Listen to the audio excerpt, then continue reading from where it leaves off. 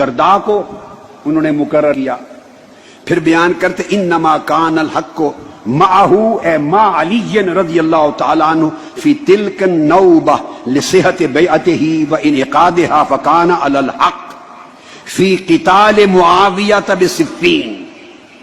امام ابن الحمام لکھتے ہیں حق بغیر شک و شبہ کے مولا علی المرتضیٰ کی طرف تھا.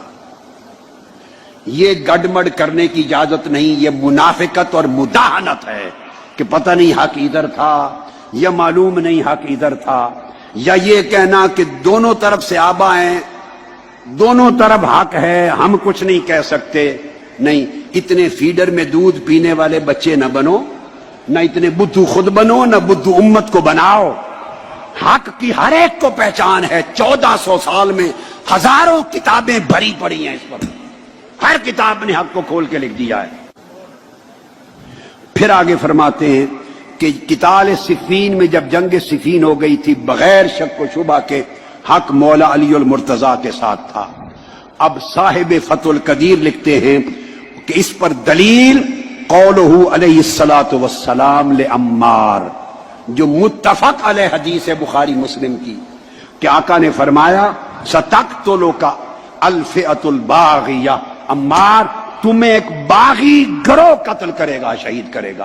اب آقا علیہ السلام جس گروہ کو باغی کہہ دیں، دنیا میں کون مسلمان ہے محمد مصطفیٰ کا کلمہ پڑھنے والا اور خود کو مصطفیٰ کا امتی کہنے والا، جس گروہ کو مصطفیٰ الفئۃ الباغیہ کہہ دے، اس کے بعد وہ ان کے فیضان کے چشمے جاری کرے اور ان کی تقریریں کرے اور ان کے عرسوں کا اعلان کرے. خدا کے لیے یہ کام 1300 سال میں اہل سنت کے اکابر نے نہیں کیا تھا. یہ فتنہ نہ بپا کرو. خاموشی مسلک اہل سنت بس، مگر خاموشی مداہنت کے ساتھ نہیں، وضاحت کے ساتھ کہ حق پر کون تھا اور کون غلطی پر تھا. ان کو خروج اور بغاوت کا لکھا ہے اس عمل کو.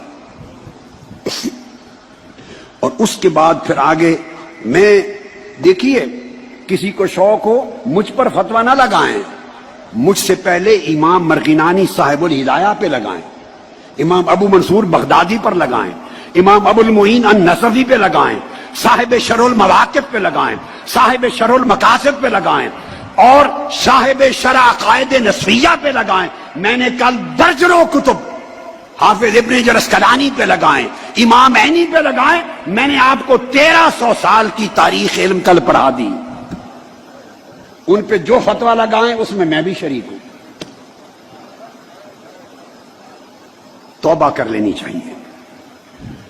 اور فرماتے ہیں حضور علیہ السلام کا ارشاد، اور یہ لکھ کر کہ آقا نے فرمایا تھا عمار تمہیں باغی گروہ قتل کرے گا. اب آگے یہاں بھی ڈنڈی مارنے کی اجازت نہیں کہ کون باغی تھا، کس نے قتل کیا، کس نے نہیں. کوئی کہہ سکتا ہے جی معلوم نہیں. میں کہا نہیں، اتنے بدھو نہیں ہیں کہ معلوم نہیں.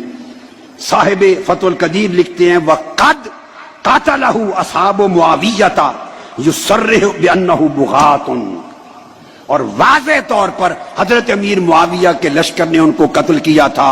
یہ تصریح کرتا ہے اس امر کی کہ یہ طبقہ باغیوں کا طبقہ تھا. اس کے بعد دوسری مثال دیتے ہیں امام ابن الحمام فتح القدیر میں، پہلی حضرت امیر معاویہ رضی اللہ تعالیٰ عنہ کے دور کی. دوسری وَأَمَّا الْحَجَّاجِ فَحَالُهُ مَعْرُوفٌ، اس کا ظالم و جابر اور جائر ہونا معروف ہے.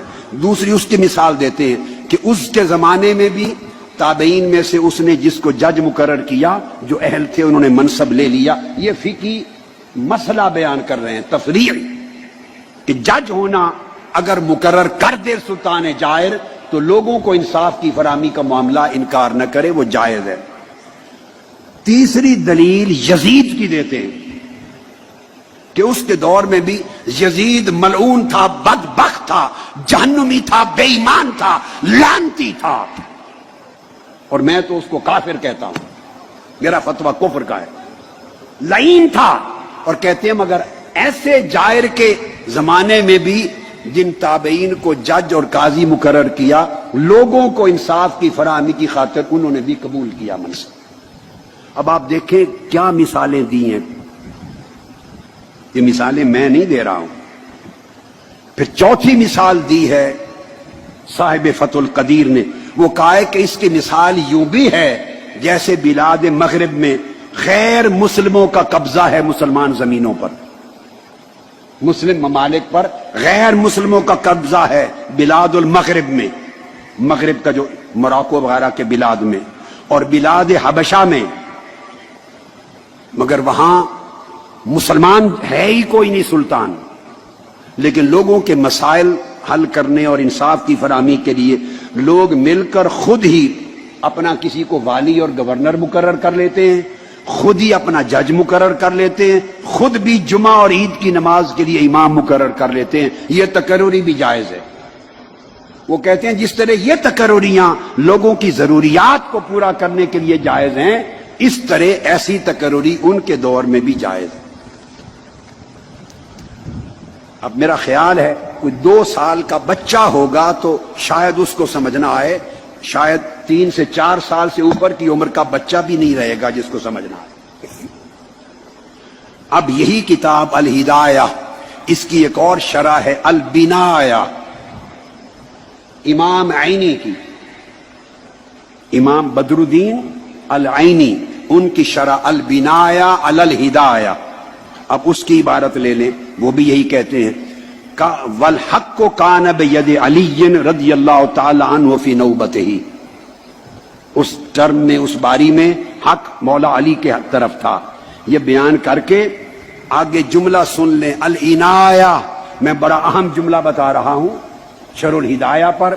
فقہ حنفی کی مسلم کتاب، یہ امام عینی شارح بخاری بھی ہیں، عمدۃ القاری کے مصنف، اور یہ شارح ہدایہ بھی ہیں البنایہ. وہ لکھتے ہیں وَعِنْدَ أَهْلِ السُّنَّةِ، اہل سنت کا عقیدہ بیان کرتے ہیں. وَعِنْدَ أَهْلِ السُّنَّةِ معاویہ رضی اللہ عنہ کان باغیاً فی نوبت علی رضی اللہ تعالیٰ عنہ، کہ مولا علی مرتضیٰ کے دور خلافت میں حضرت امیر معاویہ رضی اللہ تعالیٰ عنہ، ان کے لیے یہ لفظ بغاوت کا استعمال کیا. عبارتیں پڑھے ہوئے اور یہ کتابیں پڑھے ہوئے اور کچھ نہیں تو 40-45 برس گزر گئے. 1970 سے پہلے کتنا زمانہ ہو گیا؟ 48 سال ہو گئے جی. 48-50 سال گزر گئے، چونکہ 70 سال 2 سال پہلے پڑھی تھی. مجھے تو یہ کتابیں، یہ عبارتیں پڑھے 50 سال گزر گئے تھے، میں نے کبھی بیان نہیں کی. مگر اب میں نے دیکھا کہ امت میں فتنہ پیدا ہو رہا ہے، لوگوں کے عقیدے اور اہل بیت اطہار کے ساتھ نسبت، محبت اور مودت، اسے متزلزل کیا جا رہا ہے. میرا فرض تھا، میں نے جواب دہ ہونا ہے اپنے مولا اللہ کی بارگاہ میں، کہ میں وہ پردے اٹھاؤں غفلت کے، نادانی کے، اور لوگوں کو حق دکھاؤں.